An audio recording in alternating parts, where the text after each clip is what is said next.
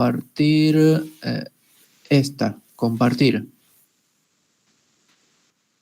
Bien. ¿Estamos viendo todos esta presentación de PowerPoint?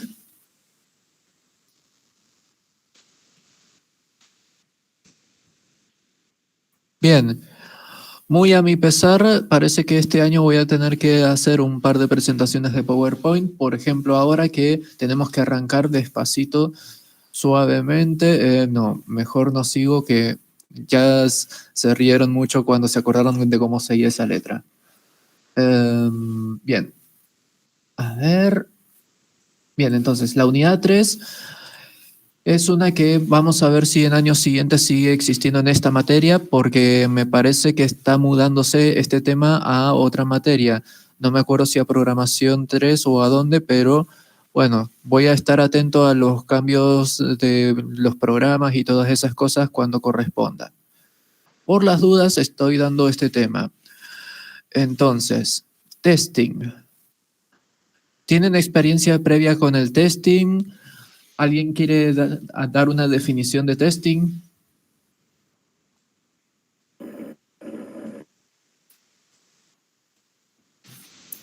¿En qué sentido, profe? ¿Pruebas unitarias? ¿En sentido de probar, de ambiente de testing en general?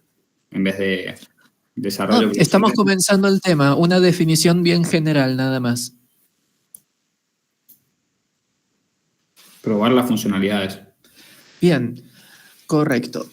Tenemos entonces que el testing lo utilizamos, estamos muy familiarizados con la palabra en inglés testing, porque resulta que cuando lo queremos traducir al español tiene muchos nombres. Dependiendo del autor que consulten, algunos autores lo llaman evaluación, otros lo llaman prueba, otros lo llaman validación, y así tenemos para tirar para arriba. Entonces, la idea es que ha quedado de facto que se llama testing a esa parte del desarrollo del software en el cual nosotros probamos que las funcionalidades u otra característica del software se cumplan satisfactoriamente. Entonces, acá tenemos... sí, puse varias diapositivas en 2 columnas para no tener que andar por tantas diapositivas. Entonces, la idea es que cualquier test que nosotros hagamos a un software debería cumplir alguna cantidad de características para que haya una calidad en el testing mismo. Entonces, ¿cuáles son esas características? Para empezar, que sea un testing automatizable. ¿Qué quiere decir que sea automatizable? Que lo podamos programar y que se pueda ejecutar así nomás. Porque, a ver, ¿por qué es que se pueda programar? Porque ustedes, imagino que cuando estuvieron materias en segundo año, agarraban y para probar que el software funcionara bien en el examen, hacían lo que se conoce como un testing manual, en el cual ustedes mismos se ponían a probar que funcionaran correctamente las cosas que tenían que funcionar. Por ejemplo, cuando programaban en práctica profesionalizante 1, que les tocaba la programación web, por ahí les tocaba, por ejemplo, programar un formulario y tenían que fijarse que el formulario validara los campos y se enviara correctamente. Bueno, entonces la idea es que esas cosas que al comienzo de la carrera los hacían más manuales, la idea es que ya hoy por hoy deberíamos tratar de que no sea tan manual. A ver, un momentito. Se nos suma alguien en el grupo. A ver, acá.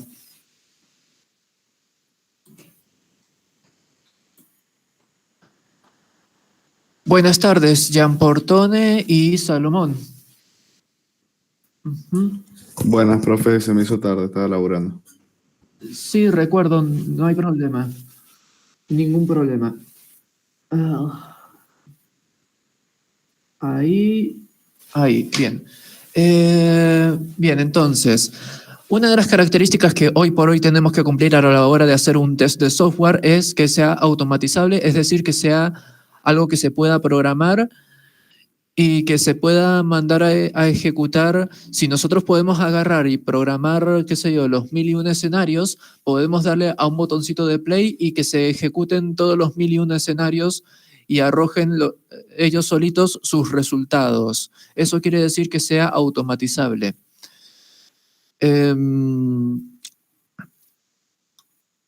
Y esto, por supuesto, puede llegar a significar también que se elabore automáticamente un reporte o un informe con mayor o menor grado de detalle, según lo hayan configurado.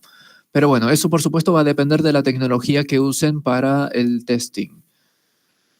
Bueno, eso quiere decir por ahora lo que es automatizable. ¿Se entiende se entiende que quiere decir que un test debe ser automatizable entonces? Sí, profe. Bien, pasamos a la siguiente característica. Un test debe ser completo. ¿Qué quiere decir que un test sea completo? Hagámoslo un poco más dialógico, así no se me duermen. ¿Qué se les ocurre que quiere decir que un test sea completo? Que abarque todo el código o todas las porciones de código, todos los métodos. Ujú. ¿A alguien se le ocurre una cosa distinta?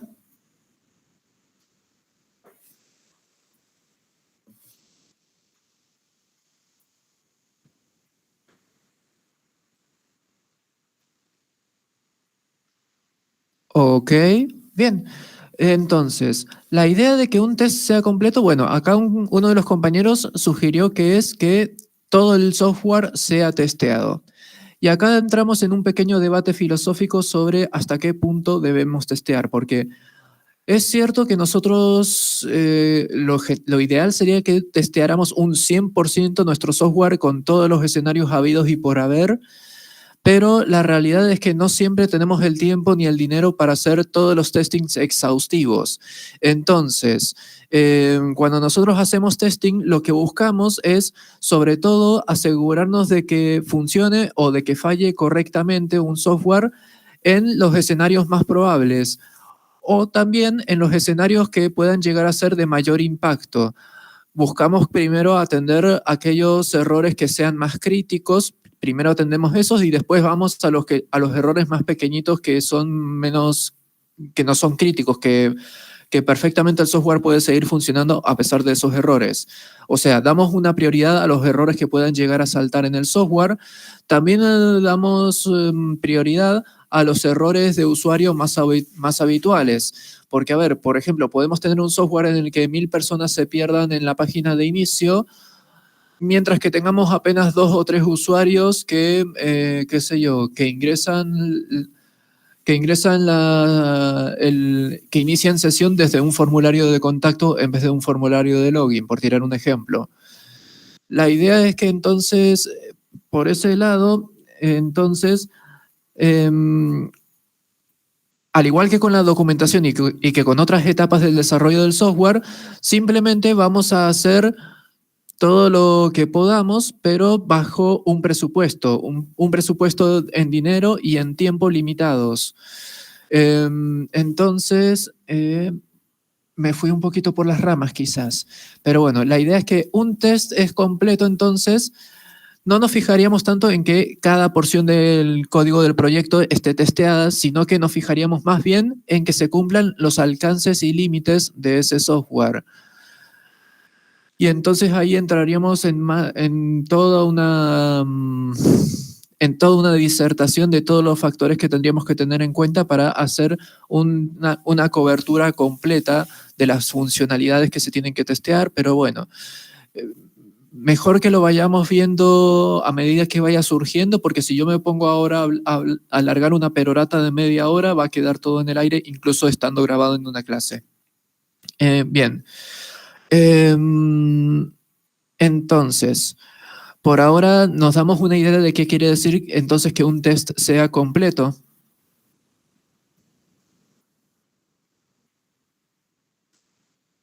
Sí, profe. El sí sonó más inseguro, mala mía, pero bueno, perdonen que estoy arrancando. Bien, entonces la siguiente característica de un test, de un caso de prueba, si quieren llamarlo así, entonces un test o caso de prueba en sí mismo debe ser independiente. ¿Qué quiere decir que sea independiente? Que no tenemos que, normalmente, el 99% de los casos, 99,99% de los casos, no tendríamos que hacer, nuestro caso de prueba o test no debería depender de otros. A ver, es cierto que nosotros tenemos un software que va a ir evolucionando, que le hacemos la versión 0.1, 0.2, la alfa, la beta, la 1.0, la 1.1, pero más allá de lo que hagamos, más allá de que el software evoluciona, y sí es cierto que hay funcionalidades que dependen las unas de las otras, el caso de prueba o test en sí mismo no tiene por qué replicar esas dependencias entre los códigos.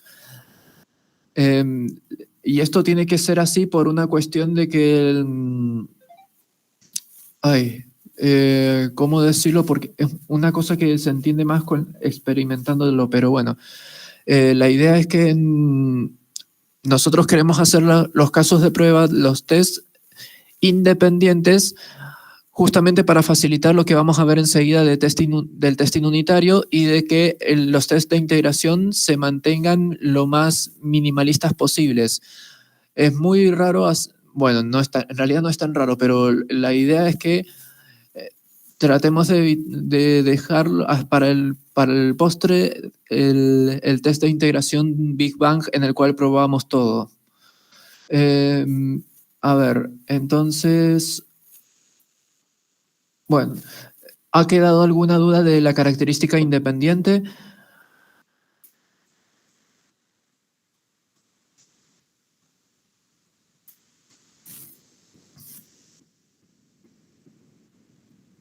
No, profe.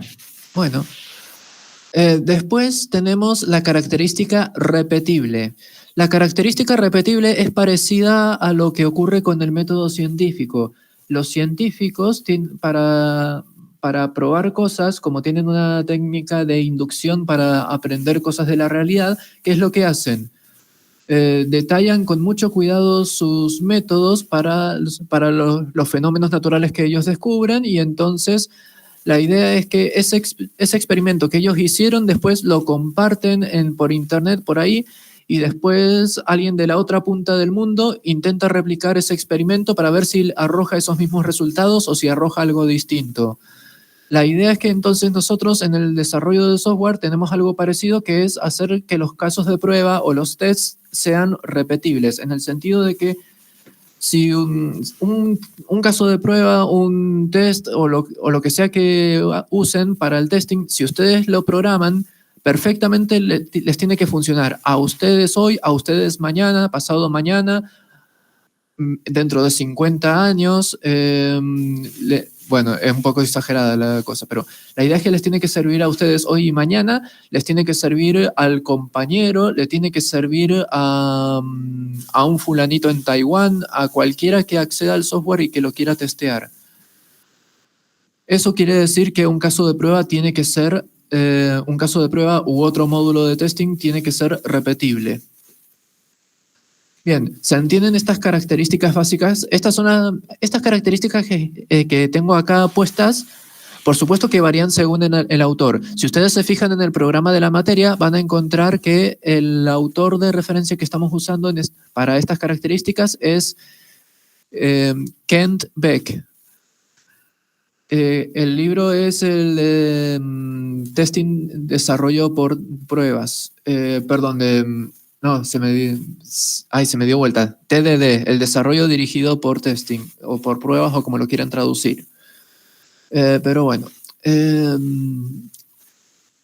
Bien.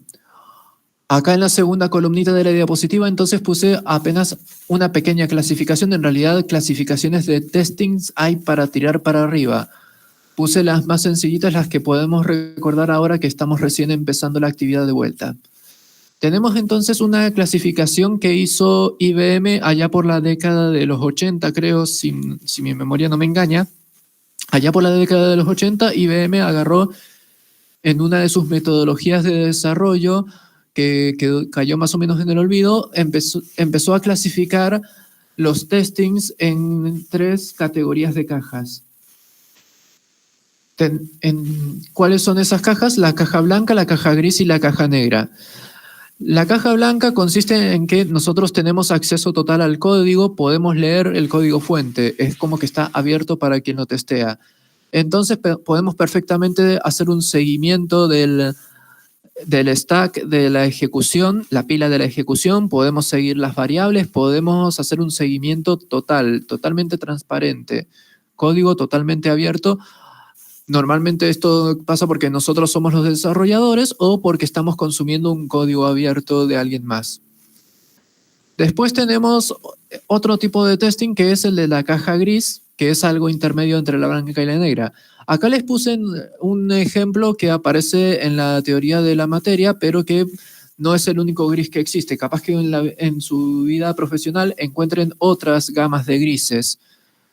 Pero bueno, la idea es que la caja gris puede ser, por ejemplo, que nosotros tengamos acceso a parte del código. ¿Qué parte del código? Acceso a las variables de un programa, pero no podemos ver las funciones. Las funciones serían como unas pequeñitas cajas negras que hacen que las clases o los módulos se pongan grises. Entonces, en este caso, lo que podemos hacer en las cajas grises es, por ejemplo, olfatear las variables, cómo van cambiando los valores, aunque no podemos hacer un seguimiento, por ejemplo, de la pila de ejecución de las funciones, de los métodos, de los comportamientos que tenga el software.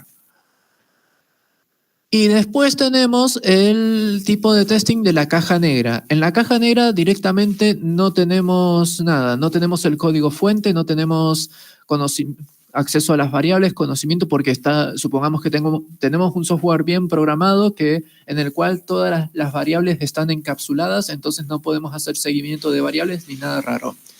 Entonces, lo único que podemos hacer normalmente cuando nosotros hacemos un testing de caja negra es lo que se conoce también como un testing inicial, en el cual nosotros, ¿qué hacemos? Observamos, vamos haciendo prueba y error de meter información y ver qué información sale de esta caja negra.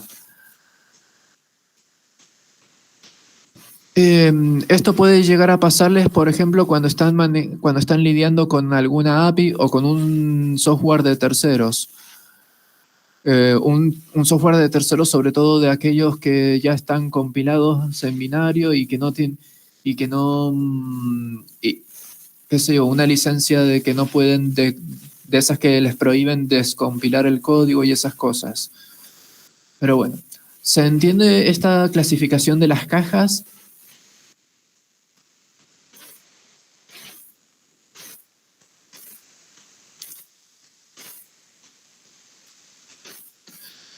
Ay, ay, ay.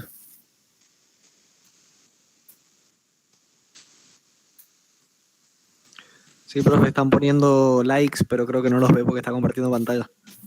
Ah, gracias por avisarme. Perfecto, me quedo más tranquilo entonces. Después tenemos el testing unitario y el testing de integración. El testing unitario se trata de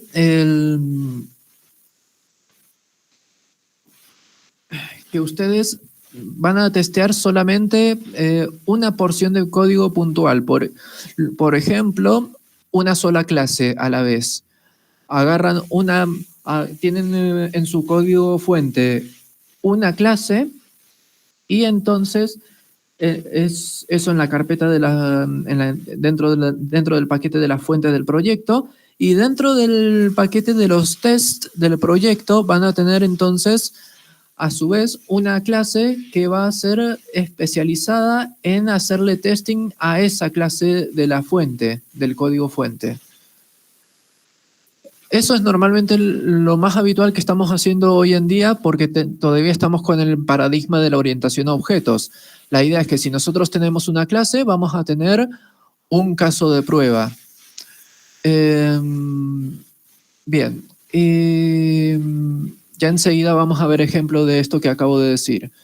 Y bueno, la idea es que entonces, está bien, nosotros podemos hacer pruebas de una por una todas las clases del proyecto y ver que por separado funcionan juntas. Digo, por separado funcionan maravilloso, pero tenemos que ver cómo funcionan juntas. Y entonces entran ahí en juego los tests de integración, que lo que se encargan de hacer es probar que las clases sigan funcionando a medida que se van acoplando, a medida que se van mensajeando las unas a las otras. Entonces, ahí pueden entonces hacer, por ejemplo, un caso de prueba de una clase haciendo composición con otra clase, o composición, agregación o asociación. Entonces, si ustedes visualizan mentalmente un ejemplo de un diagrama de clases, los tests de integración al comienzo simplemente son un caso de prueba por cada una de esas relaciones en el diagrama de clases. Un caso de prueba para una asociación entre dos clases, otro para una agregación, otro así. Y perdonen que estoy muy atontado, no me acuerdo si también era para la herencia y la implementación que se hacían. Creo que no, estoy muy atontado para acordarme de todo. Pero bueno, la idea es que con los test de integración empezamos entonces bien de abajo con una sola relación. Después lo que se va haciendo es gradualmente, de a una a la vez, se van agregando las clases que están relacionadas entre sí. Y así vamos gradualmente agregando de a una clase a la vez hasta que llegamos a la totalidad del paquete. Y si tenemos un proyecto de muchos paquetes, entonces se hace una especie de test unitario del paquete y después se hace un test de integración entre dos paquetes y se van agregando paquetes y así hasta que logramos la totalidad del software. Bien. Entonces, sí, con eso creo que se entiende entonces por qué tenemos esta clasificación de testing unitario versus testing de integración. A ver.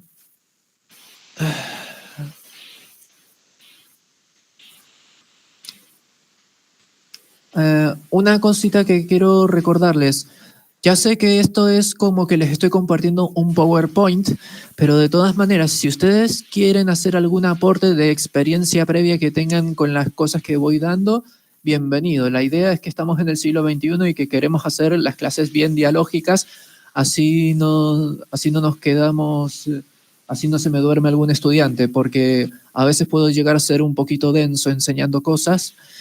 Y ya saben, si llegan a notar que estoy dando algún tema muy rápido, me avisan y bajo el ritmo también.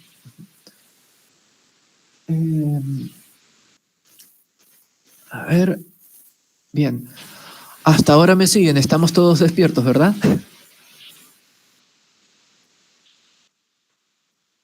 Perfecto. Bueno, otra clasificación que tenemos, esta por ahí es más empírica que académica, es la clasificación que tenemos entre el testing formal y el informal. El testing formal se caracteriza porque nosotros, bueno, de hecho lo pueden leer perfectamente, es metódico, genera estadísticas y tiene los participantes bajo contrato. Bueno, ¿qué quiere decir que sea metódico?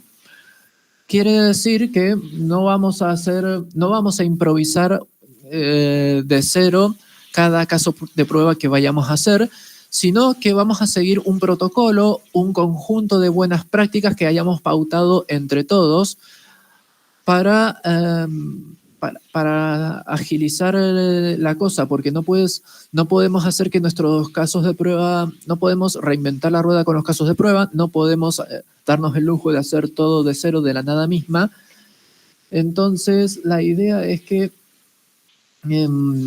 dependiendo de la empresa o del equipo de desarrollo con el que trabajen, entonces van a tener algunas pautas para que el desarrollo de los casos de prueba y demás cosas siga un método, un protocolo, una secuencia de pasos para que no nos queden desparejos los casos de prueba. Que no nos salga uno que para enmarcar y después otro que nos sirve más que para ocupar espacio en memoria. Bien, y después tenemos, cuando recién les expliqué que los casos de prueba deberían ser automatizables, es decir, que en la medida de lo posible generen ellos mismos sus propios reportes de las cosas que funcionaron bien, de las cosas que salieron mal.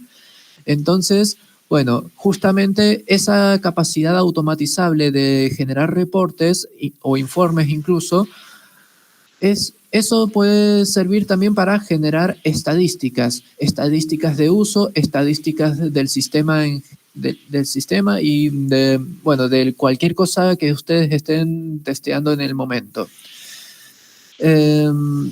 Y la idea es que esas estadísticas van a ser utilizadas, van a ser leídas y van a ser utilizadas para planificar de qué manera vamos a optimizar no solamente el software para la siguiente iteración, sino también cómo vamos a optimizar el testing.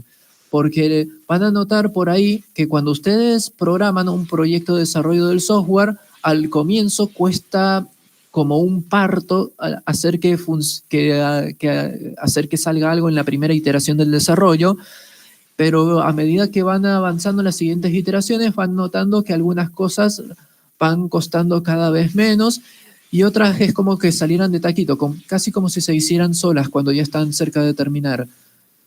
Pero bueno, cosas de que les va a tocar como experiencia. Y esto de los participantes bajo contrato, esto por supuesto ya es algo más de gran empresa, como por ejemplo Google, Facebook y demás compañías, son tan grandes que se pueden permitir pagar a participantes. Resulta que hay participantes que son contratados ahí en el momento, que no tienen experiencia previa, pero hay participantes de testing profesionales ya directamente a los cuales se les puede sacar una información de mayor calidad, más refinada, gracias a la experiencia previa que tienen. Pero en cualquier caso, esas grandes empresas lo que hacen es que firmen contratos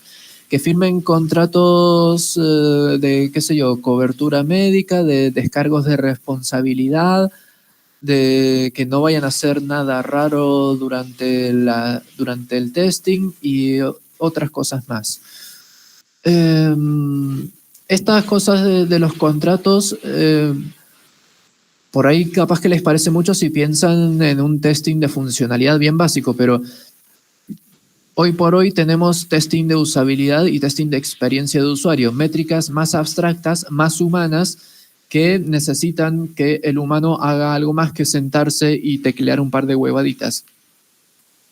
Entonces, dentro de esos contratos, por ejemplo, en el caso de Google y Facebook y no me acuerdo cuántos más, también suelen venir permisos como para, por ejemplo, que durante el proceso durante la prueba se permita que se les grabe el rostro, que se use inteligencia artificial para descifrar las emociones y qué sé yo cuánto, y qué sé yo cuántas tecnologías más. Afortunadamente todavía no estamos en el futuro en el que Elon Musk hace firmar contratos para que les inserten chips en el cerebro a los participantes de los testings. Menos mal que ese tiempo todavía no llega. A ver.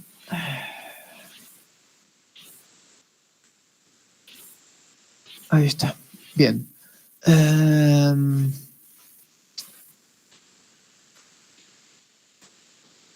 Bueno, eso sería un pantallazo general de lo que es un testing formal.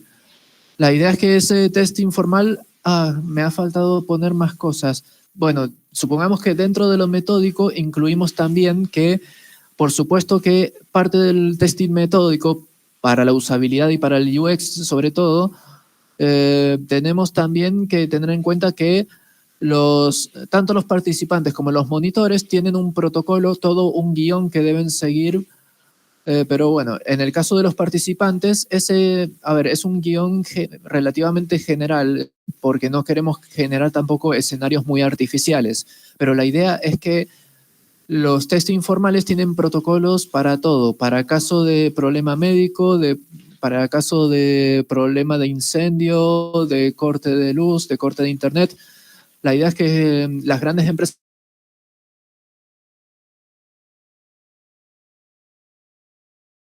posibles sin que se vulnere algún derecho de ninguno de los involucrados. Pero bueno, eso es el testing formal. Después, por el lado del testing informal, esto es algo que ustedes utilizan como estudiantes y que inevitablemente en algún momento les va a tocar usar en el campo profesional, pero que ustedes como profesionales van a encontrar la manera de decorarlo con toda la gala posible con toda la elegancia. Qué elegancia la de Francia, diría el Homero Simpson, pero bueno. En fin, tenemos entonces test.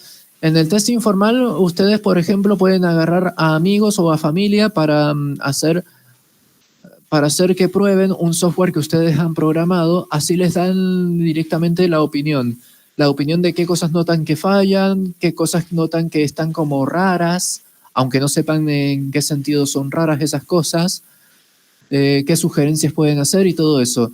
Acuérdense de que el problema de este testing de amigos y de familia, este testing informal puede llegar a fallar, como por ejemplo en el episodio de Los Simpsons, que Herbert Power, el hermano del Homero Simpson, le dio al Homero Simpson el poder para diseñar un automóvil y lo llevó a la quiebra. Bueno, tengan cuidado en ese sentido de que, o sea, amigos y familia van a ser bien intencionados, pero no tienen por qué ser profesionales, no tienen que ser expertos no tienen por qué ser expertos en la materia porque es un testing informal. La idea es que cada una de estas cosas tienen sus pros y sus contras. Y acá les puse cuidado con el MAM testing. El test de mamá consiste en que ustedes, bueno, si bien es como originalmente se pensó como si fuera una especie de método de testing en el cual agarran a sus madres, a sus esposas o a alguien muy de confianza, muy de su círculo íntimo y le hacen probar el software.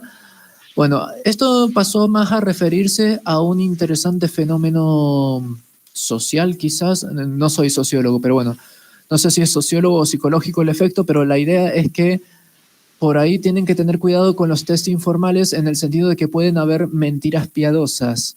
Y ustedes tienen que estar atentos cuando llegue a haber alguna mentira piadosa. Y después, otro ejemplo de testing informal es el dogfooding. El dogfooding consiste en que el desarrollador de software finge ser un usuario y va probando su propio software. Esto, por supuesto, es muy problemático porque causa un enorme sesgo.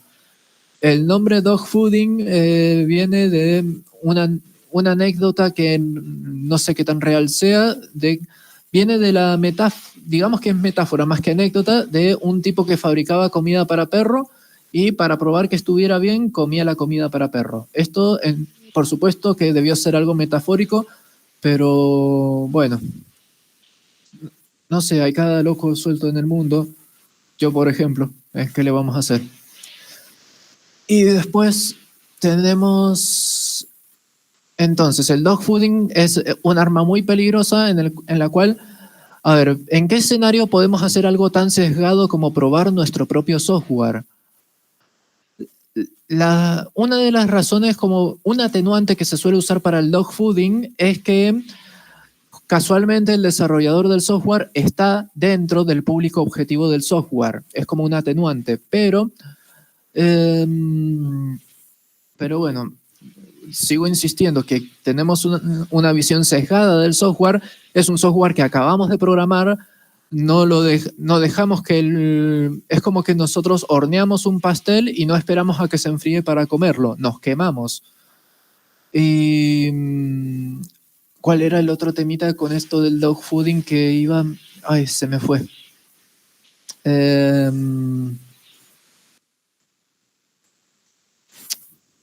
Sí. ¿Por qué existe el dogfooding si es tan problemático? El dogfooding existe para situaciones extremas en las cuales no tenemos tiempo ni dinero para ponernos a hacer un testing más formal. La idea es que tratemos de no usarlo, de que sea un último recurso. El dogfooding se utiliza cuando nosotros tenemos que cumplir con un mínimo de documentación de testing, hacer un mínimo de testing. Y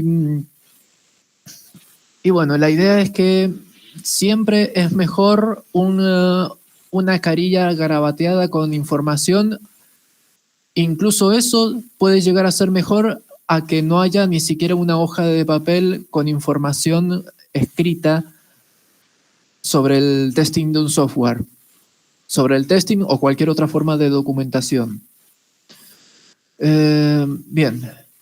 Y después otra forma de testing informal, estoy seguro de que la conocen porque la utilizan con los videojuegos mucho, es el testing in situ. In situ es una locución latina para referirse a en el lugar, en el sitio. ¿En qué consiste esto? Los desarrolladores de videojuegos lanzan una demo y esa demo la lanzan y la ponen en marcha en televisores de supermercados, de tiendas de videojuegos o en un evento cultural donde estén youtubers y gente de renombre. Y entonces la gente se pone a probar esa demo del videojuego.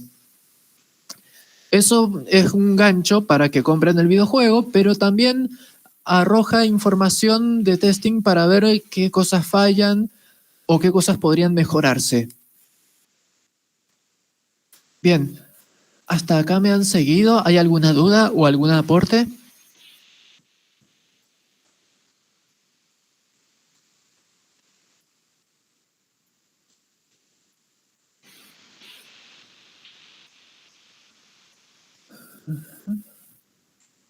Recuerden que necesito que alguien vaya usando el micrófono. Lo ideal es que cuando estoy compartiendo estas presentaciones usen micrófono.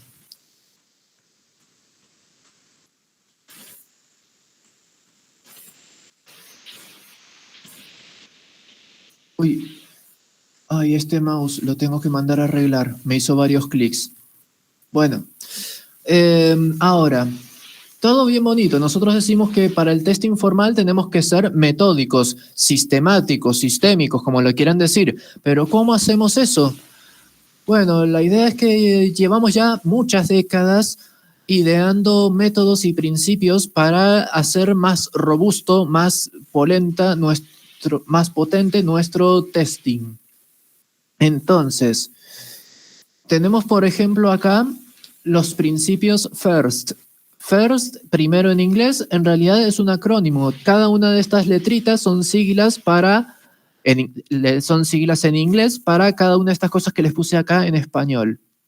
Tenemos para empezar, la F, fast, quiere decir que el test sea rápido. A mí no me sirve que un caso de prueba me tarde horas.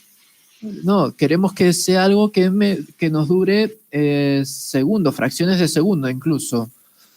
Entonces, la idea es que si nosotros tenemos un test que toma muchísimo tiempo hacerlo, la única explicación lógica para que un test se tarde es que sea el test de integración Big Bang, el que testea absolutamente todo el software. Si estamos haciendo testings unitarios, por ejemplo, los testings unitarios no tienen por qué demorarse tanto, tienen que ser rapidísimos. A ver, por supuesto que hay excepciones a la regla, como en todo en la vida. Por supuesto que puede llegar a tardarse unos segundos si justo es testear un software que hace una petición a un servidor remoto, que hace petición de un streaming o que espera una promesa o qué sé yo qué, cosas que pueden llegar a demorar. Pero la idea es que más allá de eso, hay que minimizar el costo temporal de cada caso de prueba. Igual las peticiones, profe, no se moquean directamente. Correcto. El compañero acaba de mencionar algo que no me animaba a dar justo la clase de hoy porque estamos arrancando, pero la idea es que lo tenemos que ver también. Tenemos los objetos mock o también conocidos, a ver, en español se traducían como objetos... A ver, un momentito lo tengo por acá. Los objetos, a ver, voy a dar una explicación así en el aire. De todas maneras, lo van a tener por escrito de alguna manera. En una próxima clase lo vamos a ver más en profundidad. La idea es que tenemos, a ver, acá están. Cuando ustedes empiezan a programar disculpen un momento, ¿se acaba de sumar alguien? ¿Dónde? Acá. Buenas tardes, Baldassarre. Buenas tardes, profe. A ver, les estaba diciendo entonces, Como acaba de decir el compañero correctísimamente, existen los objetos mock o también conocidos en español como los objetos simulados. De todas maneras, está bien, pueden usar directamente el nombre en inglés porque el nombre en español, las traducciones en español son como volátiles, tardan un tiempo en asentar hasta dar con una definitiva. Entonces, ¿qué es lo que pasa? Nosotros cuando desarrollamos un software, por ejemplo, vamos de menos a más. Y es habitual que, por ejemplo, cuando estamos empezando un software, hacemos clases vacías y esas clases vacías van a instanciar los objetos ficticios. Son clases vacías que generan objetos ficticios que van a ser usados, van a ser implementados más adelante. Esos objetos ficticios después pueden evolucionar perfectamente al objeto mock o simulado, por un lado, o por otro lado podría en cambio ir a un objeto falso. A ver, explico rápidamente así en el aire esto porque de todas maneras en una clase vamos a ver, más adelante vamos a ver ejemplos más concretos de estas cosas. Un objeto mock o simulado, de por sí ya las librerías de testing ofrecen una clase mock o un módulo mock para que ustedes no tengan que programarlo de cero. La idea es que es una funcionalidad en la cual ustedes fingen un objeto, que ese objeto puede ser, por ejemplo, una API REST, una conexión a base de datos o cualquier otra mensajería remota. Y justamente, como el compañero dijo, podemos utilizar esos objetos mocks para agilizar esas comunicaciones y lograr la rapidez del first. Y por el otro lado tenemos los objetos falsos. Los objetos falsos son los que nosotros, el programador mismo desarrolla de cero y en vez de partiendo del objeto vacío, lo que hace es programar una cosa medio atada con alambre, fingida, en la cual tiene apenas una parte de toda la funcionalidad que debe tener esa clase, ese objeto. Eso es el objeto falso. Bueno, entonces me fui un poquito por las ramas. Entonces, la idea es que entonces el caso de prueba tiene que ser rápido. Según el principio FIRST, tiene que ser F de fast, rápido. La I de independiente.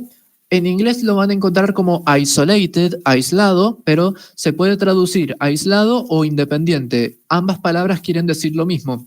¿Qué es esto que decíamos recién cuando veíamos las características de un caso de prueba?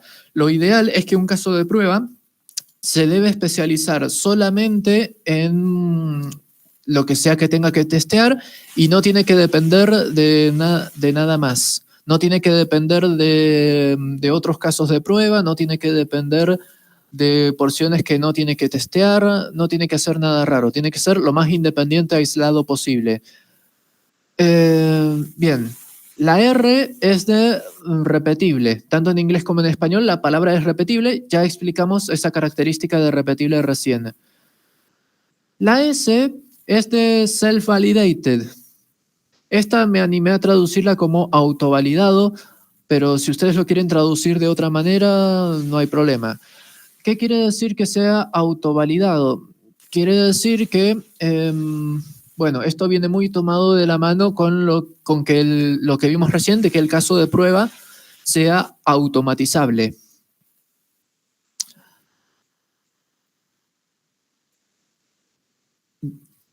A ver, para asegurarme de que sigan despiertos, ¿a ustedes les parece que haya alguna diferencia entre que el caso de prueba sea automatizable a que sea autovalidado?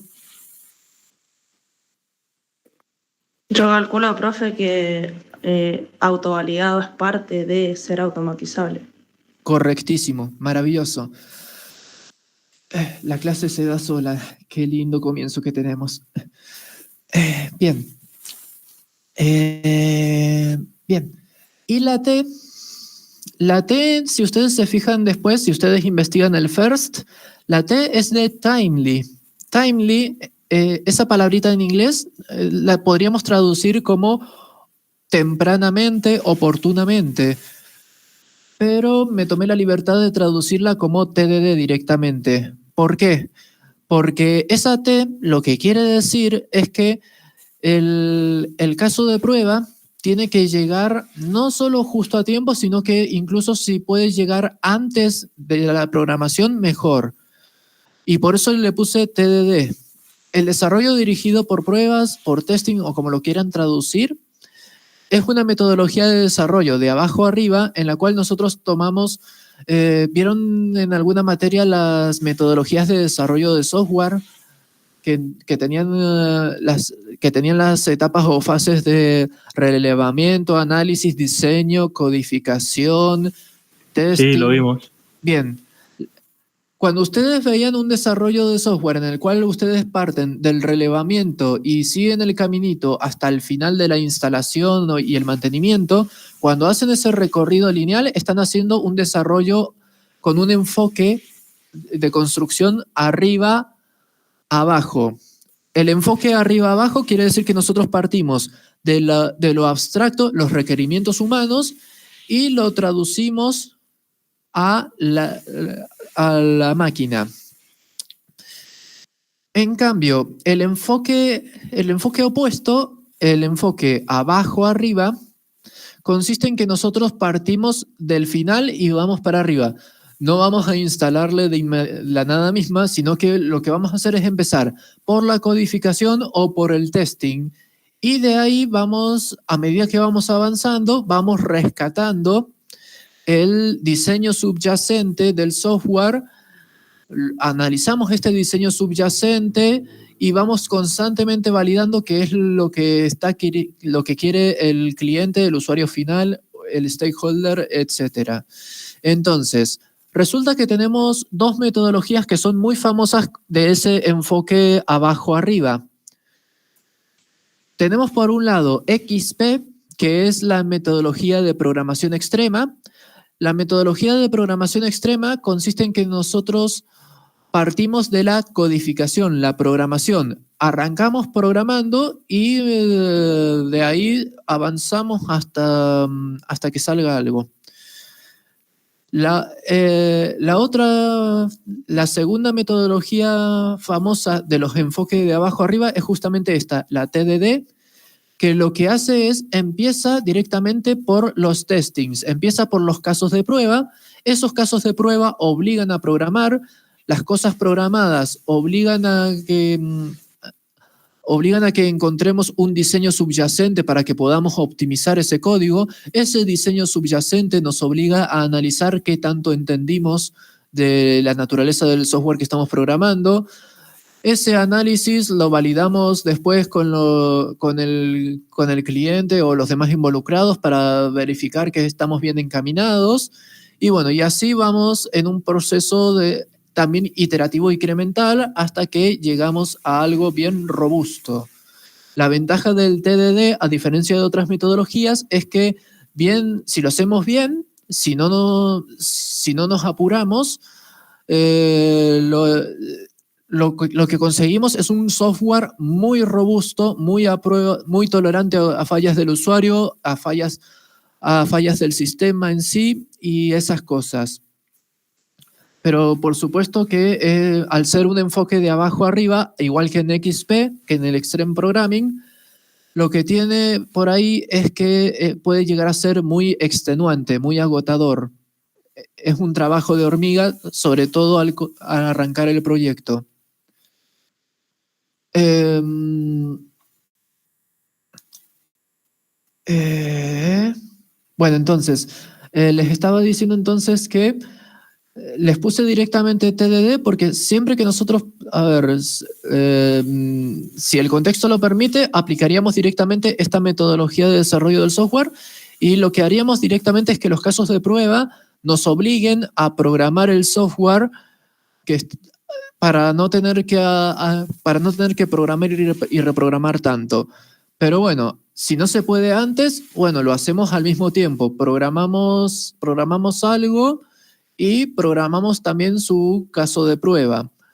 Pero bueno, eso va a depender también de la naturaleza de la empresa, porque si es una empresa lo suficiente grande que tiene por un lado programadores y por el otro testers, entonces bueno, Ustedes se limitan a programar y los testers se encargarán al final de la jornada de hacer su trabajo. Pero bueno, la idea es que First nos alienta a que los casos de prueba, entonces, con la T nos dice que lo hagamos lo antes posible. Así después no nos da pereza, no procrastinamos y no nos pasa factura de que no hayamos testeado algo más adelante. Bueno, se entiende entonces esta parte del first.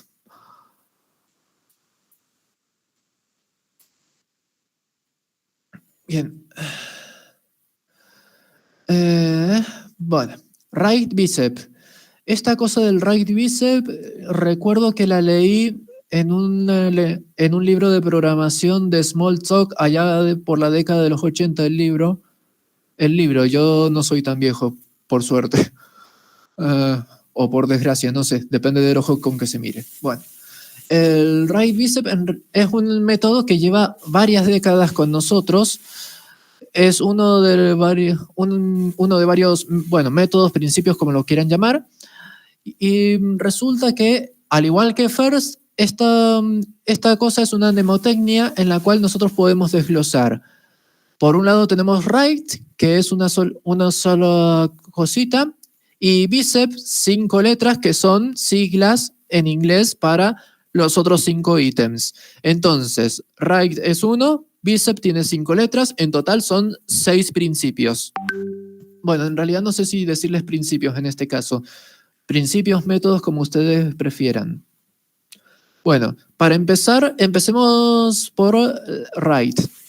Right es un juego de palabras en inglés porque significa derecho, pero también significa correcto.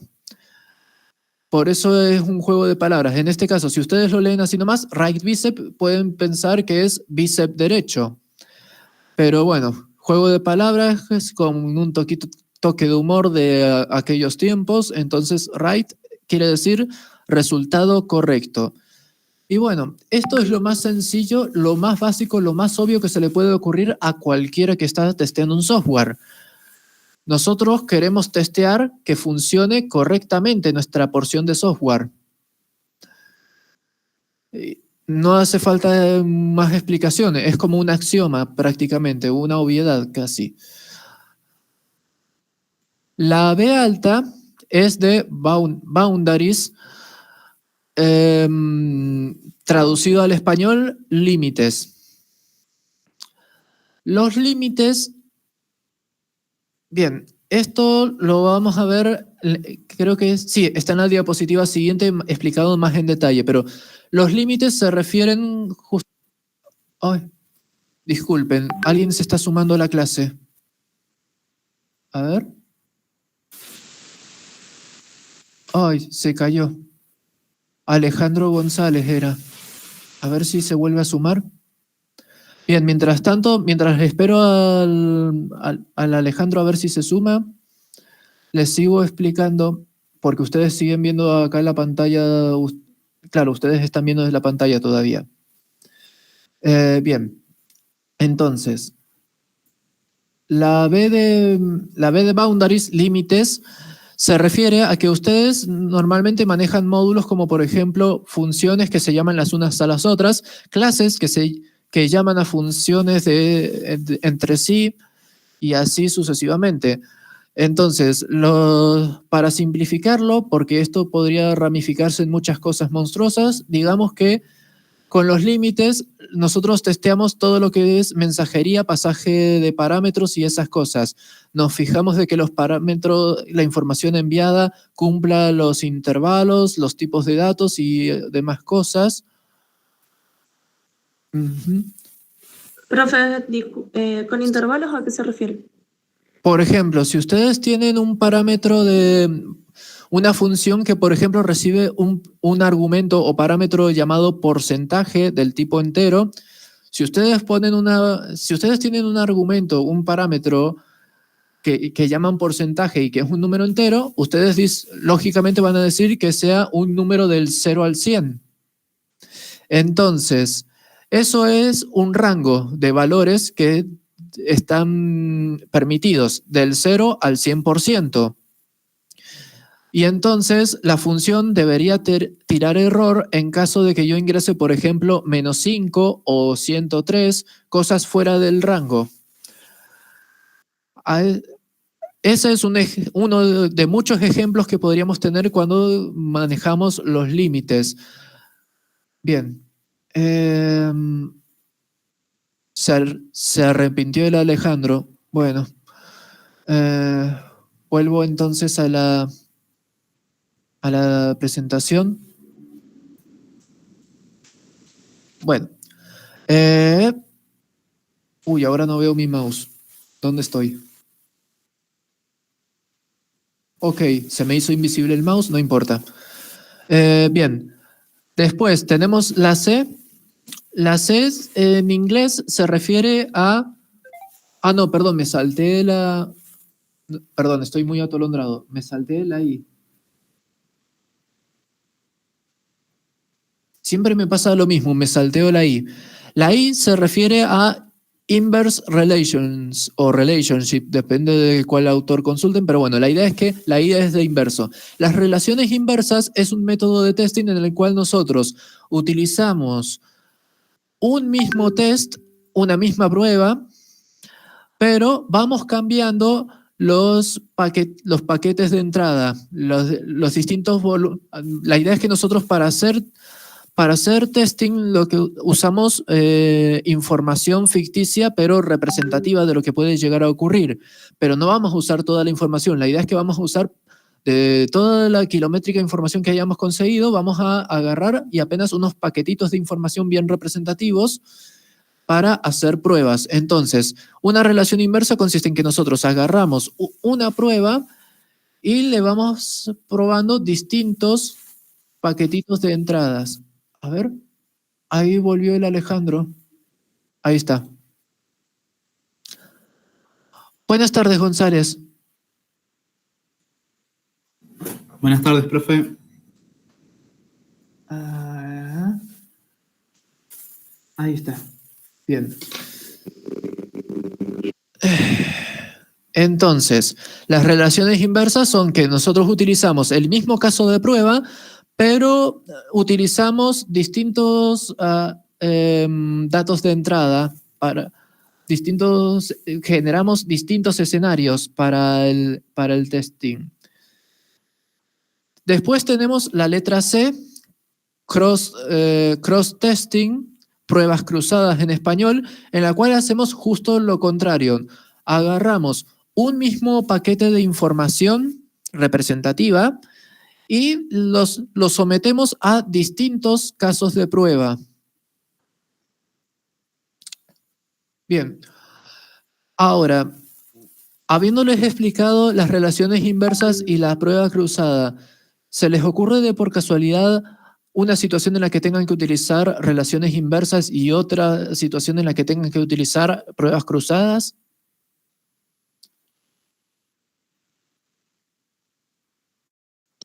No sé, relaciones inversas podría ser una función, qué sé yo, armar catálogo de libros y le vas pasando distintos catálogos, distintos libros, pero no sé, eso. Y pruebas cruzadas podría ser con ese paquete de catálogos y libros, hacer pruebas de devuelto o qué sé yo, prestado, devuelto. Bien, maravilloso.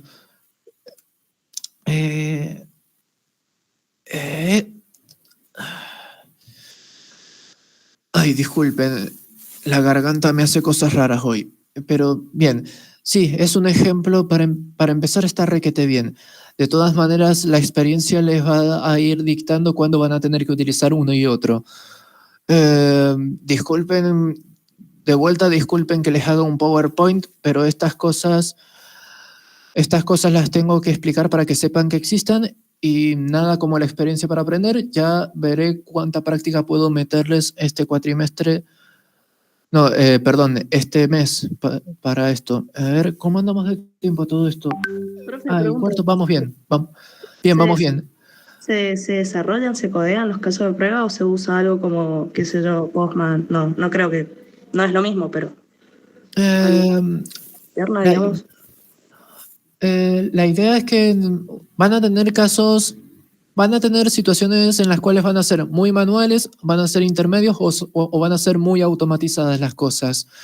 Va a depender mucho del contexto, pero la idea es que van a tener de todo un poco.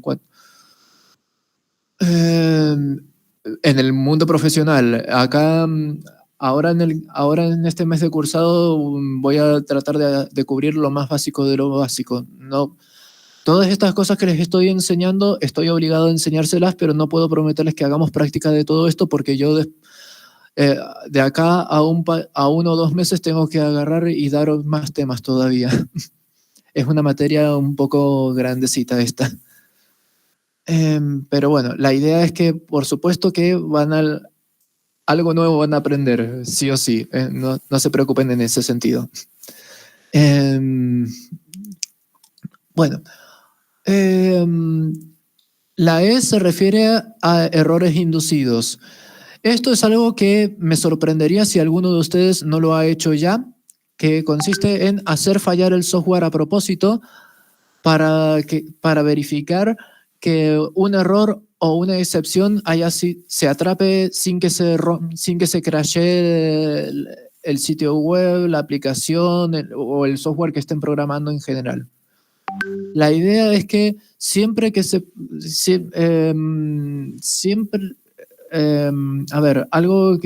algo básico es que nuestro software no se crashee, no se rompa, no se venga abajo de golpe, sino que todos los errores los preveamos a tiempo, los podamos atajar y en caso de que sea culpa del usuario, mostrarle los mensajes de error al usuario. En caso de que sea un error de programación, que el error de programación aparezca en una bitácora o en un informe anónimo o lo que sea. Pero bueno, la idea es que justamente hacemos test de errores inducidos, inducimos los errores para ver si el software falla como tendría que fallar, sin romper todo, sin volar en pedazos. Bien. Y por último tenemos la P.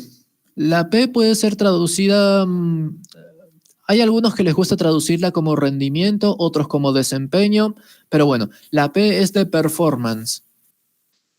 La idea es que, por supuesto que así como ustedes tienen que testear la eficacia, que se cumplan las funcionalidades, también tienen que testear un poco de eficiencia en algún momento, de que no consuma mucho tiempo, no consuma mucha memoria, no consuma mucha red,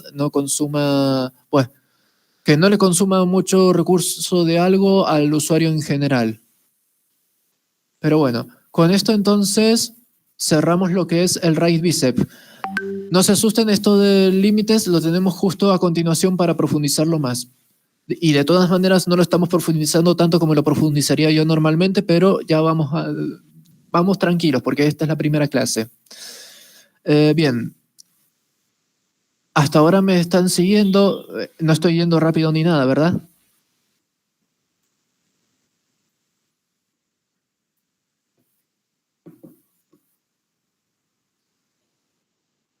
Vamos bien. Bueno, seguimos con métodos y principios entonces. Este ya es un método. Como pueden notar, acá tenemos más que principio, esto por supuesto que es un método.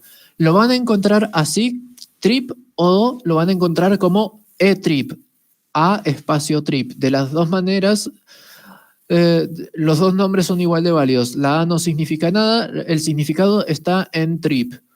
Trip son 4 letras, se refiere a viaje, excursión o como lo quieran traducir. Y entonces, ¿en qué consiste el recorrido, el viaje como lo quieran traducir? Consiste en un método de 4 pasos. El primer paso es testear. Hasta ahora vamos haciéndonos una idea. La idea es que tenemos un software, testeamos que funcione. Segundo paso, revisar. ¿En qué consiste este segundo paso de revisar? Nosotros recuperamos todas las luces verdes, todas las luces rojas, es decir, luces verdes me refiero a todas las cosas que funcionaron como debían funcionar, luces rojas, todas aquellas cosas que no funcionaron como deberían funcionar. Esto aprovecho para hacer una pequeña aclaración. Esta ya veo que la voy a repetir más de una vez, pero de todas maneras lo hago desde ya. Luz verde quiere decir que el software funciona cuando tiene que funcionar o bien falla cuando tiene que fallar, de la manera que tiene que fallar. Luz roja significa que el software falla cuando tiene que funcionar o funciona cuando tendría que fallar. A ver, denme un momento que se suma alguien más todavía.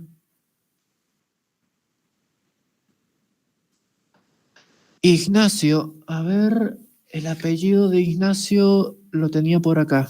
Acá está, Dinazo.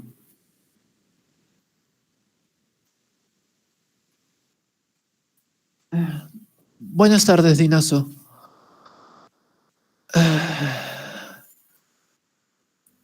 Hola, profe, ¿cómo va? Bien, bien. Recién vuelto de trabajar, imagino. Bienvenido y Exactamente. no se preocupe, estamos arrancando despacito, suavemente. Tengo que dejar de decir eso porque ya alguien me continuó la letra de eso.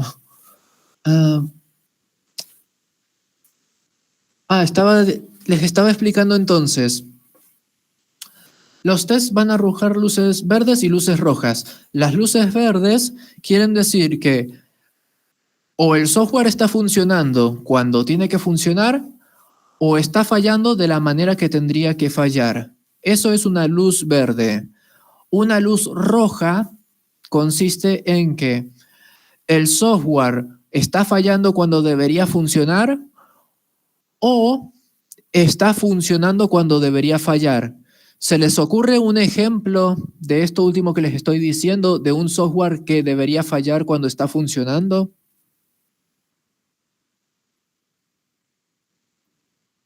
Cuando un usuario ingresa mal algo, debe largar un error. Y no.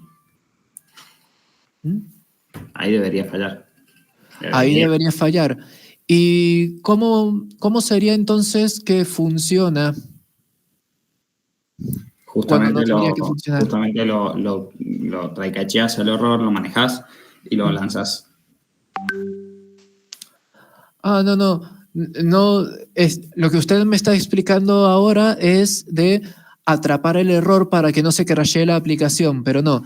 Lo que me estoy refiriendo es otro concepto, es otra situación. No está validando bien que la contraseña que está ingresado sea la que realmente tiene el usuario. Entonces está ingresando con la contraseña que no está correcta. Correcto. Ahí tenemos un buen ejemplo. Un ejemplo de luz roja sería que un usuario, a pesar de haber ingresado mal la contraseña o de no haber ingresado la contraseña, inicie la sesión exitosamente. No debería pasar eso. Bien.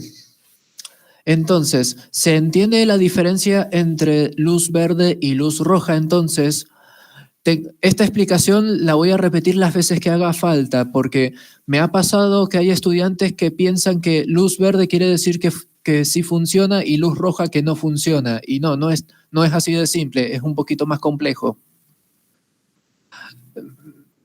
Bien. Me fui un poquito por las ramas, pero quería repetir esa cosa que repito normalmente durante toda la unidad. Bien. Tenemos entonces. Estábamos entonces. Cuando nosotros testeamos entonces, cada caso de prueba nos va a arrojar luces verdes y luces rojas. Esas luces verdes y luces rojas en la etapa esta de revisar vamos a generar un reporte y vamos a revisar ese reporte para ver si tenemos esa ambrosía divina preciosa de todo ok, o si tenemos 1 o 2 huevaditas nada más como mucho. Pero bueno, a veces pasa que tenemos dos huevaditas, las corregimos y mágicamente se multiplican como conejos para la jornada siguiente. Todo ocurre en la dimensión desconocida. Bien, entonces, En esa etapa de revisión puede llegar a haber algo de estadísticas o simplemente un conteo de luces rojas, luces verdes. Puede haber una especie de diagrama representando cuáles paquetes del código están todos verdes y cuáles están más rojos. Lo que le sirva al equipo de desarrollo para visualizar qué tan embromados están con el código que programaron. Esa es la etapa de revisión, como lo quieran llamar. La I en inglés quiere decir improve, traducido al español, mejorar. Hay otras traducciones posibles al español, cada quien usa la traducción que quiera. ¿Qué quiere decir esto de mejorar? Que por supuesto que nosotros, si tenemos luces rojas, tenemos que hacer que esas luces rojas se vuelvan luces verdes. Entonces, pautamos. ¿Qué pautamos? Pautamos qué personal, si tenemos que asignar o reasignar personal, recursos para corregir esas cosas, si tenemos que toquemos madera para que no tengamos que renegociar los plazos de entrega ni nada por el estilo. Toquemos madera o algo más abajo para que no nos hagan trabajar horas extra. Bueno, pero la idea es que busquemos en la tercera etapa, la de mejorar, nos fijamos cómo convertimos esas luces rojas en luces verdes para una siguiente iteración o una siguiente jornada, dependiendo de qué tan generales sean las luces. Las luces de los testing unitarios, por supuesto, de una jornada para la siguiente o durante la semana. Si estamos hablando de luces de testing de integración, bueno, los testings de integración pueden llegar a tomar más tiempo. 1 o 2 semanas como mucho. Bueno, eso es el tercer paso. El cuarto paso, planificar. Esto de planificar, bueno, capaz que me fui un poco por las ramas cuando dije dentro de mejorar la parte de reasignar personal, recursos y esas cosas, porque en realidad eso sí, iría más bien acá en planificar, pero planificar no se refiere solamente a que las cosas salgan más bonitas para la iteración siguiente o para la jornada siguiente, sino que planificar se refiere a que de este prototipo al siguiente, el equipo de desarrolladores haya conseguido casos de prueba, protocolos o lo que sea más eficientes para que no tengamos que programar con tanta granularidad. Ya dije la palabra granularidad, tengo que explicarla ahora. Bueno, el concepto de granularidad se refiere a qué tanto foco, qué tan detallistas vamos a hacer con una cosa. Por ejemplo, en el caso del testing, si nosotros queremos una granularidad máxima, estaríamos yendo al punto de los testing unitarios de clases. Pero a medida que nosotros vamos avanzando con el proyecto, nosotros vamos haciendo cada vez más testings testings de integración. Vamos alejando la lupa, vamos quitando detalles y vamos cada vez porciones más generales de código. Y entonces ahí tenemos una menor granularidad. Entonces, la idea es que si nosotros vamos a avanzar con el proyecto, en algún punto tenemos que dejar de hacer testing unitarios de las clases y tenemos, o sea, a ver, perfectamente podemos tener en la última iteración del desarrollo un testing unitario, pero la idea es que si llegamos a tener al final del desarrollo de un desarrollo de software un testing unitario, que sea algo tan sencillo como darle a un botoncito de play. No tenemos que hacer un esfuerzo como al comienzo del proyecto. La idea es que a medida que vamos avanzando con el proyecto, tenemos que ir dando cada vez pasos más grandes, más agigantados, hasta que logramos completar el software. Esto de los pasos más agigantados, ¿qué quiero decir? Muy al comienzo del desarrollo, como dije recién con el TDD, les va a pasar que tienen que dar pasitos de bebé que les van a hacer como una tortura china de la paciencia que van a tener. pero a medida que van avanzando, distintos prototipos, distintos entregables, distintos deploy, release, como los quieran llamar, van a tener entonces que van a dejar de haber tanto testing unitario de clases y van a empezar a haber testing unitarios de paquetes o de módulos o de como quieran llamarlos, de componentes, si quieren llamarlos componentes también. Bueno, la idea es que todo a grandes rasgos va a ser menos detallado, más general. Ay, disculpen,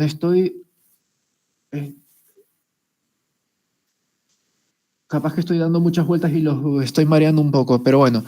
Se entiende entonces a grandes rasgos en qué consiste este método, el TRIP.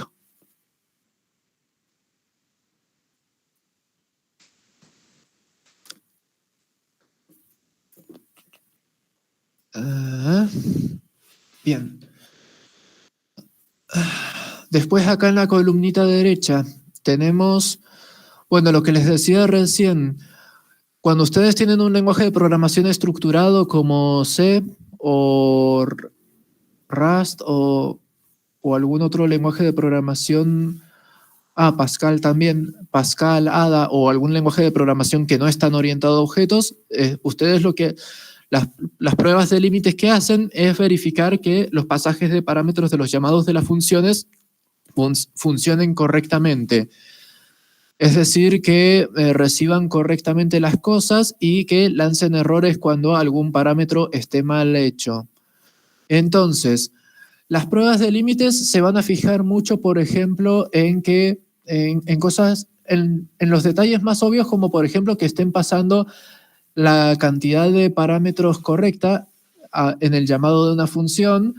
También se va a fijar en cosas como, por ejemplo, que estén pasando el tipo de dato correcto para cada parámetro, sobre todo si es un lenguaje de tipado fuerte como Java o C, C++.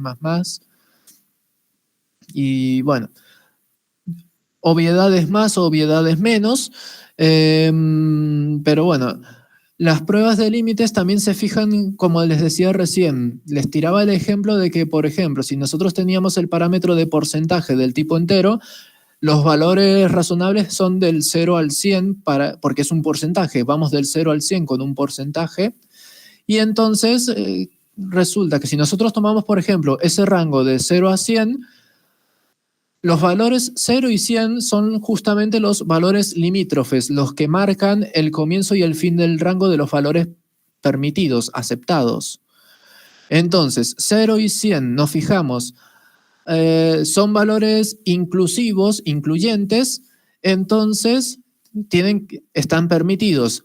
Van a tener casos, esperemos que no, pero capaz que alguna vez les toque algún rango con el límite inferior o el límite superior excluido, y entonces, bueno, ahí se les hace también un quebradero de cabeza, pero bueno, paso a explicar, voy explicando de a poco.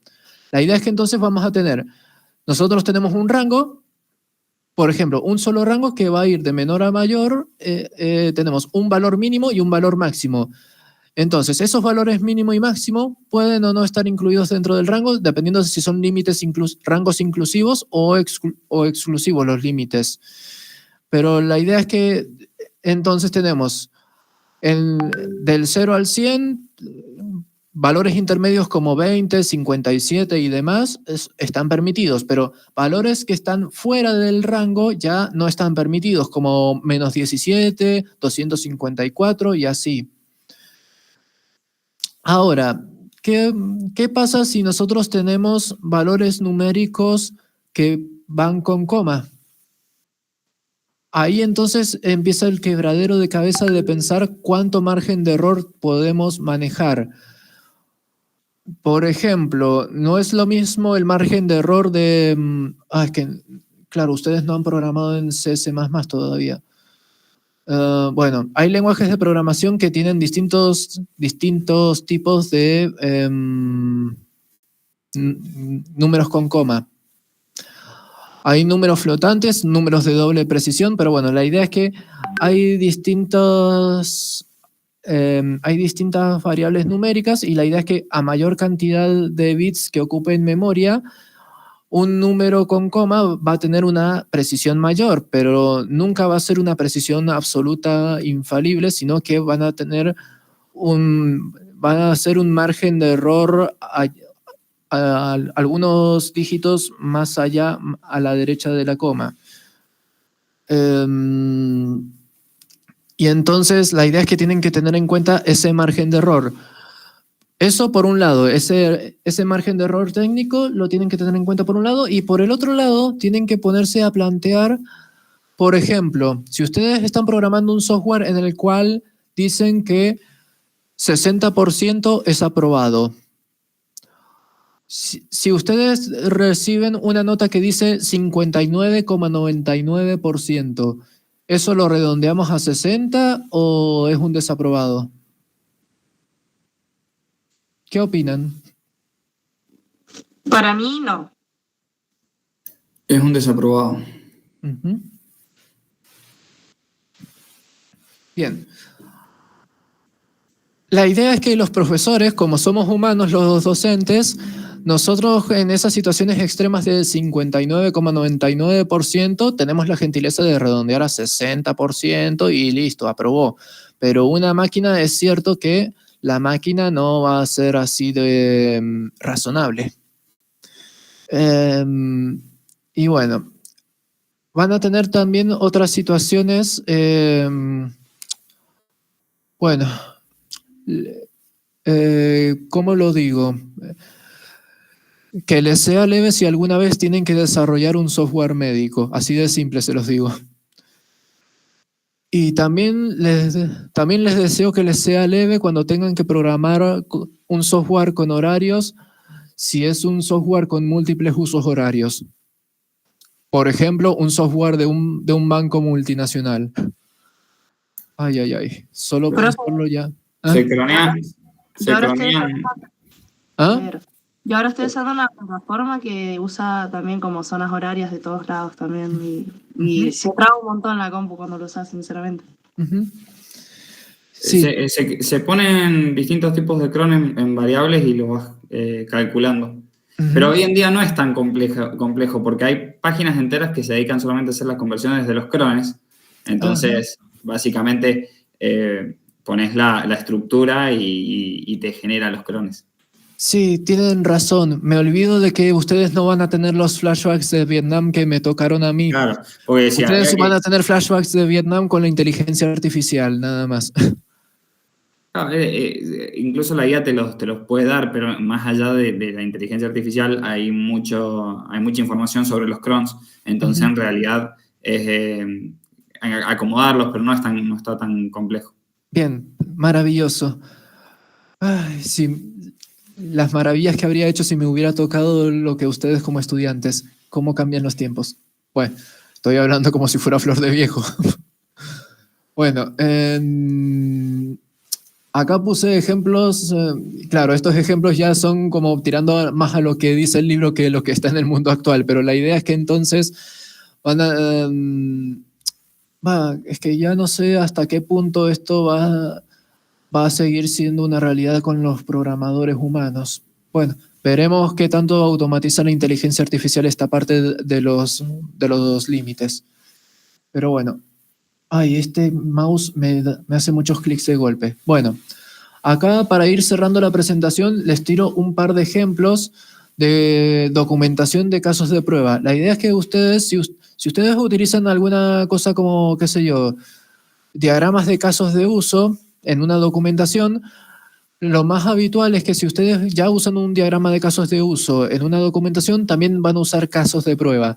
Para los casos de prueba, ustedes agarran y ponen, qué sé yo, un identificador del caso de prueba, una referencia al caso de uso que están testeando, y acá pondrían información sobre el o los actores involucrados, y también pueden permitirse en el encabezado poner una pequeña descripción coloquial de lo que se desea que haga el caso de uso.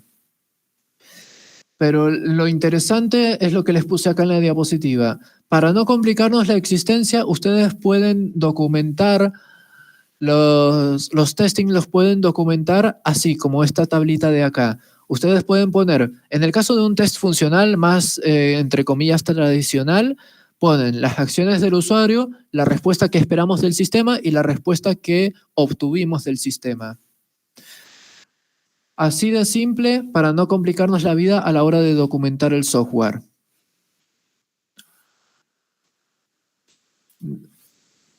¿Alcanzan a leerlo? ¿Hay alguna duda de este ejemplo?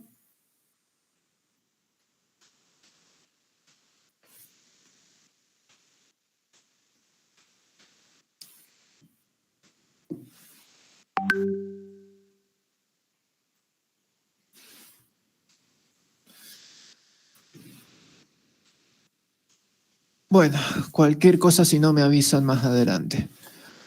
Después tenemos, bueno, si tenemos una tablita para un test de funcionalidad básico, también podemos hacer una tablita para un caso de prueba de usabilidad. En el caso de la usabilidad, nos va a interesar, más que nada, las acciones del usuario. Acciones esperadas versus las obtenidas del usuario. Pero fíjense que esta tablita tiene 4 columnas. ¿Por qué? Porque al haber ya una diferencia entre las acciones del usuario, inevitablemente va a haber una respuesta distinta del sistema. Por eso en esta tablita tenemos 4 columnas. Pero bueno, esto por supuesto es una versión simplificada de las cosas. Si ustedes llegan a encontrar algo más profesional o alguna alternativa, no me enojo, porque recuerden que todo lo que es documentación es una técnica, un método, un arte, si lo quieren decir. No calienta que lo hagan exactamente como lo tienen en estos ejemplos. Lo que interesa es que la documentación se entienda, que la entiendan ustedes, que la entienda yo, que la entienda, qué sé yo, la vicerrectora si quiere curiosear los trabajos que se hayan mandado, un fulanito de Microsoft si vino a espiar jóvenes talentos. La idea de la documentación es que se entienda. Bien. ¿Alguna duda, algún aporte o algo más? ¿Ah? Ni nos contratan, digo, por lo de los talentos. Se me fue la mano con el ejemplo de fantasía. A ver, la idea es que, no, a ver, lo que tienen que hacer es, a ver, si ustedes quieren que Microsoft, Google o alguien más los contrate, además de tener un buen desempeño académico, a ver, lo principal más que nada es que tengan visibilidad y aprovechen las pasantías que ofrecen esas empresas que quieren que los contraten. Si ustedes quieren que los contrate una empresa como Google o Microsoft o algo así, fíjense si están ofreciendo gratis alguna pasantía o alguna capacitación con posibilidad de contratación. Esas cosas de vez en cuando aparecen. Que una empresa te ofrezca algo gratis quiere decir que están desesperados por conseguir personal inmediato. Bueno, ¿ha quedado alguna duda de esto? Con esto creo que se cierra la... A ver, dejar de compartir. No se asusten, es mi cara. Es mi cara, no es ningún duende maligno. No. Bien. Tenemos unos minutos más. Bien, la idea es que como no sabía cuánto tiempo me iba a tomar esa presentación, la terminamos, ya está. La hice cortita. Bien. Tenemos 2 alternativas para ir cerrando la clase. Ustedes me van comentando cuál prefieren. Podemos echar un vistazo a las consignas del trabajo práctico 3 o podemos echar vistazo a un par de ejemplos de código en Python. ¿Qué les gusta más?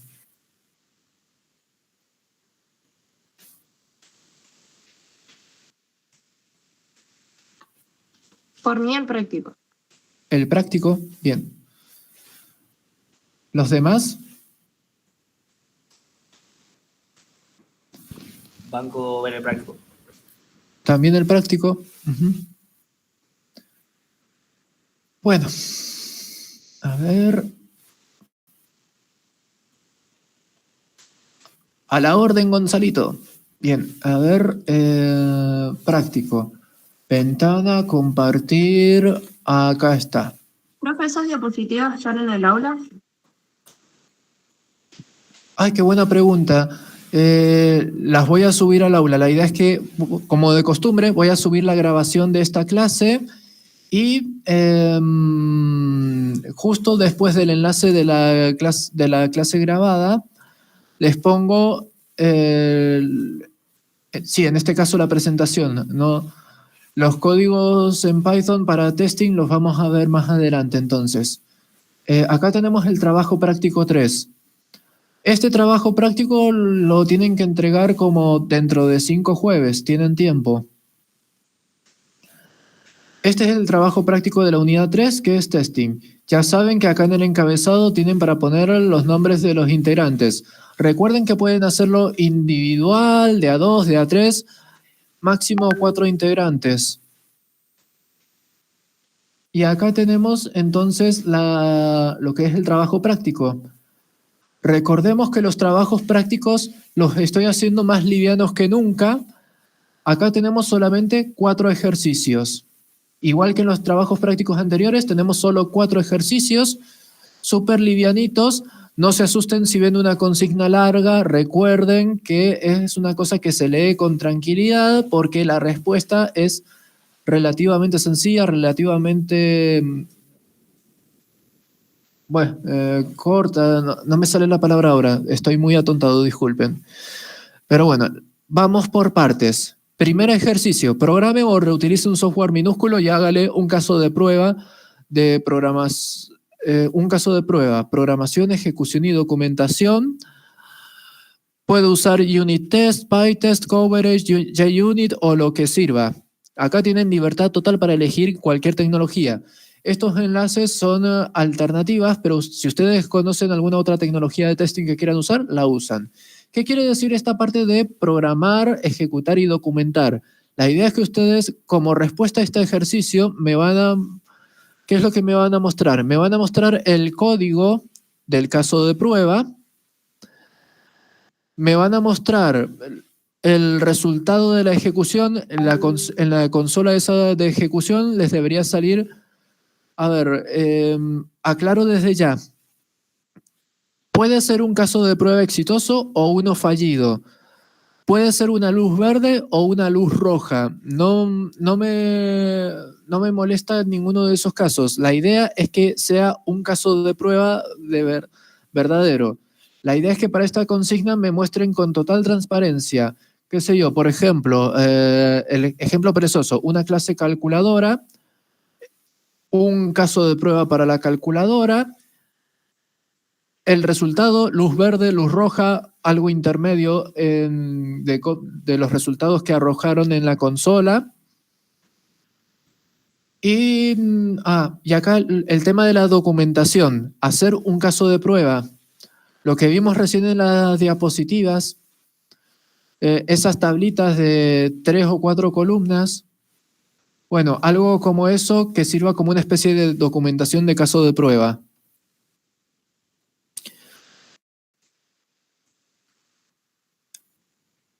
Eso es entonces sencillamente el ejercicio 1. Me han mal acostumbrado a que dicen, pero profe, esto es un trabajo práctico entero. No se asusten. Esto en realidad es solo una pequeña secuencia de pasos, es solo un ejercicio, no es el fin del mundo. Cualquier cosa, si alguno se traba o tiene muchas dudas, ya saben, me consultan. Eso es el ejercicio 1. Ejercicio 2. La empresa quiere un prototipo de sitio web de una veterinaria para ayer. Toca hacer testeo informal con amigos, colegas, familia o quienes sea. Para esta prueba AB hay que relevar edad, género, cuál página prefieren, por qué, team gato, team perro, ambos o ninguno. Saque conclusiones sobre si hay alguna correlación por team, género u otro factor. Responde esta consigna con un reporte de máximo una página con gráficos y conclusiones, no con un enlace de Google Drive. Bueno, voy a explicar de a poquito porque acá saltó un concepto que tarde o temprano lo tenemos que ver. La prueba AB, también conocida como prueba comparativa, consiste en que ustedes ya tienen dos alternativas. Fíjense que en esta consigna tienen dos imágenes. Estas dos imágenes las van a tener también adjuntas al lado del documento de Word por si necesitan mayor resolución de imagen. Entonces, ¿qué es lo que pide el ejercicio 2 del trabajo práctico 3?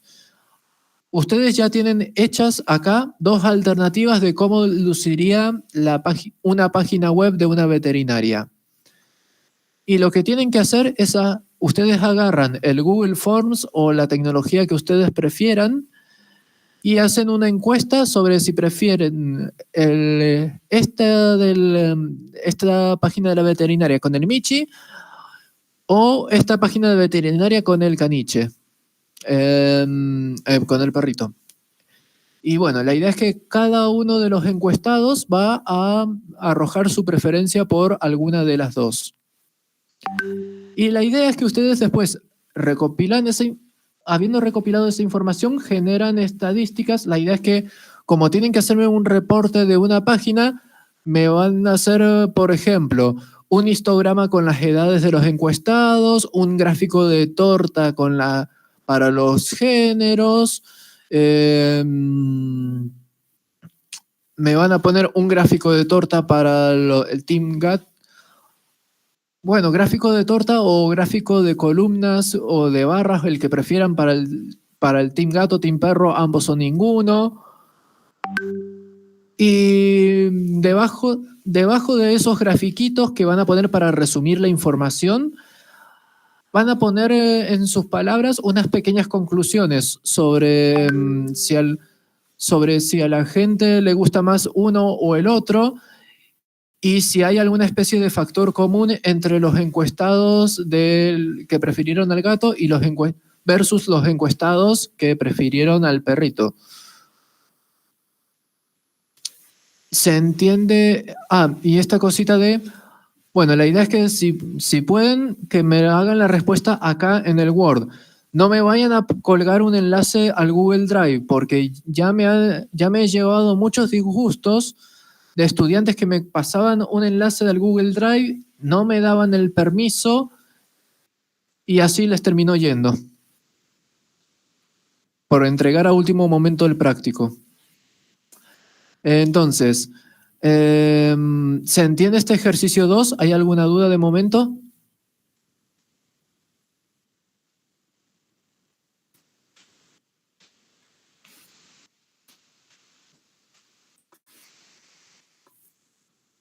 Bien. A ver. Ejercicio 3. Bueno, en este ejercicio 3 ya sé que van a utilizar inteligencia artificial, Wikipedia, no sé, cada quien con la cosa que prefiera, pero ¿qué es lo que quiero que hagan acá en este ejercicio 3? Quiero que investiguen y me narren una historia del desarrollo de las metodologías en cascada, en espiral y ágil. Las metodologías más populares, no es necesario que se hagan todas las habidas y por haber. Parece mentira la cantidad de metodologías que han caído en el olvido. Pero bueno, la idea es que hagan, qué sé yo, una metodología representativa del modelo en cascada, una representativa de la espiral, una del ágil, algo así. Por ejemplo, en la cascada el método de Jackson o qué sé yo qué, en el espiral el proceso unificado de desarrollo, en el ágil Scrum y vamos andando. Pero la idea es que me hagan a ver, no sé si decirle relato histórico, un texto coherente en el cual me expliquen la historia de cómo han ido evolucionando las metodologías de desarrollo de software.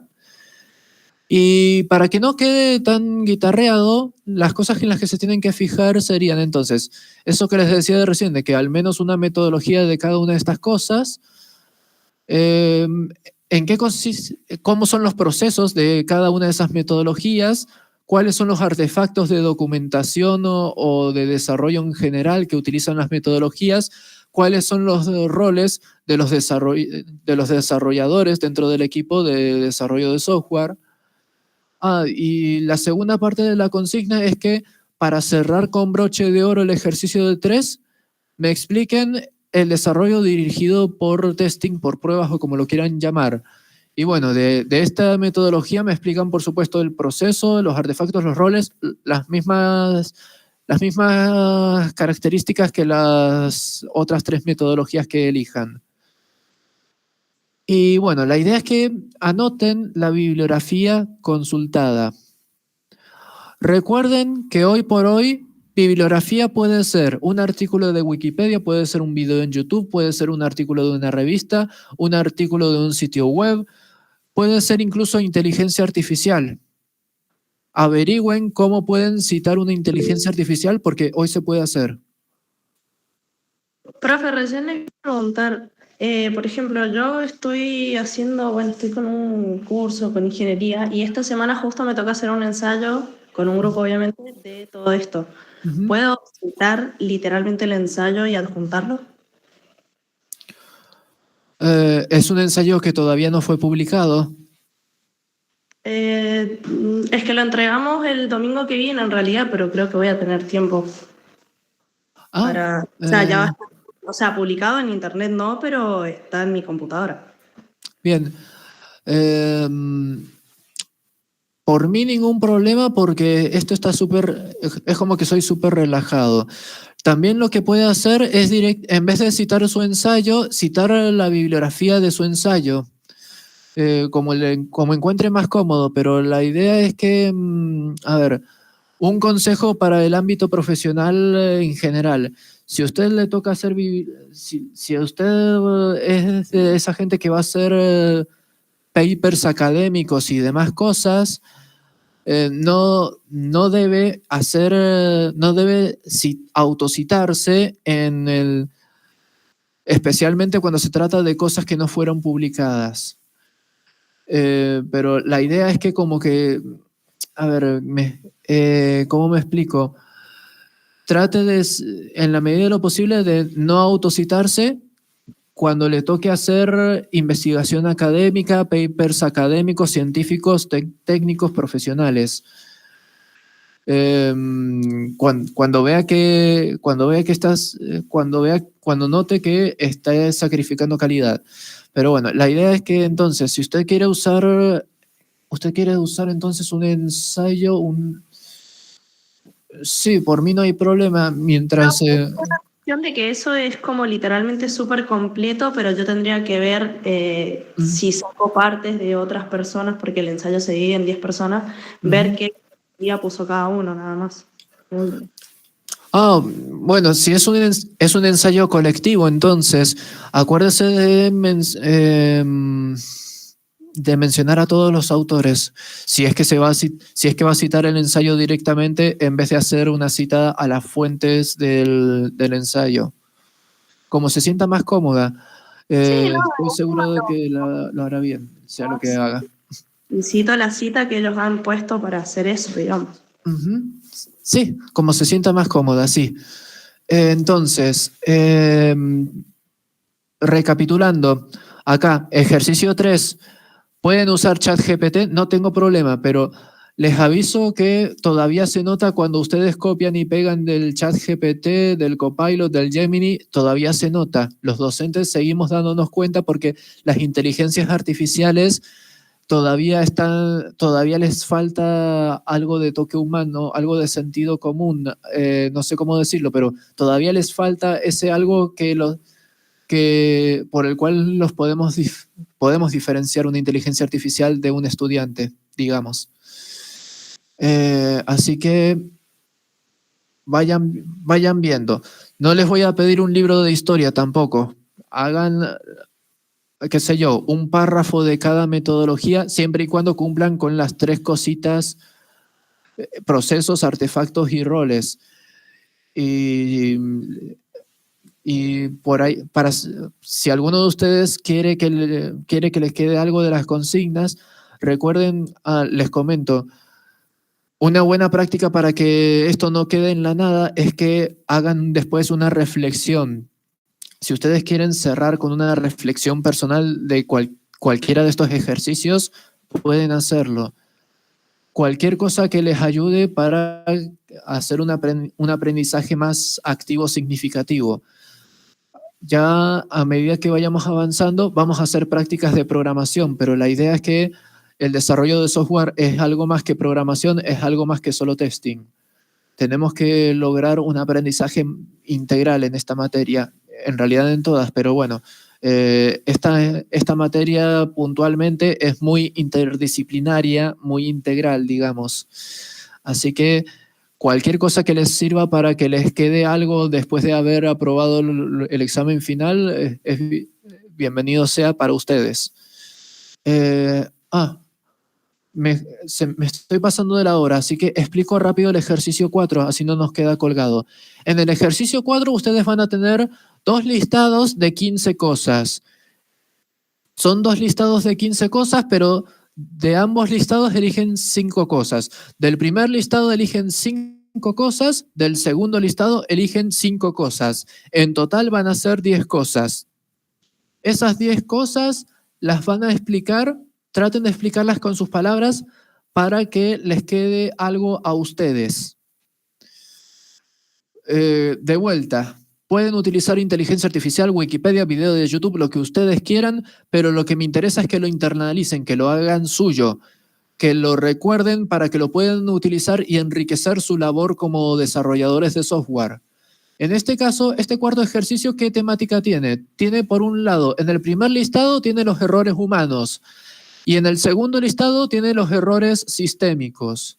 Estos 2 conceptos, errores humanos y errores sistémicos, son muy necesarios para el desarrollo de software, para todo esto que vamos a estar viendo de testing en esta tercera parte de la materia. Por supuesto que acá también, si consultan mi bibliografía, bienvenido sea que la referencien y que quede ahí todo bien bonito, bien prolijito, como para que yo lo pueda leer rápidamente sin encontrarme cosas raras, sin encontrarme con una cosa copiada y pegada. A ver, este cuarto ejercicio, que son 10 errores en total, 5 errores humanos, 5 errores sistémicos, un parrafito de cada uno. Tampoco me vayan a hacer el Antiguo Testamento. La idea es que ustedes tienen que aprender. Y para aprender, a ver, pueden permitirse una chorrera de texto para empezar, pero la idea es que el conocimiento mágicamente va requiriendo cada vez menos palabras. A ver, ustedes, por ejemplo, me ven que hablo y hablo sin parar de todos los temas y que voy agregando matices y todas las cosas, pero el conocimiento que les estoy intentando transmitir, por el cual doy tantas vueltas con el palabrerío, el conocimiento es como una joyita y yo les estoy describiendo esa joyita y y distintos caminos para los que ustedes puedan fabricar su propia versión de la joyita.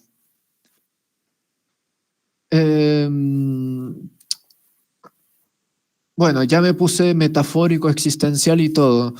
Ya como que cumplí la cuota del día con todo. ¿Alguna duda de este cuarto ejercicio? Dejo de compartir. No se asusten, es mi cara, nada más. Bien. Bueno, con esto entonces cerramos la clase de hoy. Bien, tengo que hacer un poco de encuesta de opinión. Díganme, ¿qué tal estuvo esta primera clase? ¿La han notado muy rápida, muy densa, muy en el aire?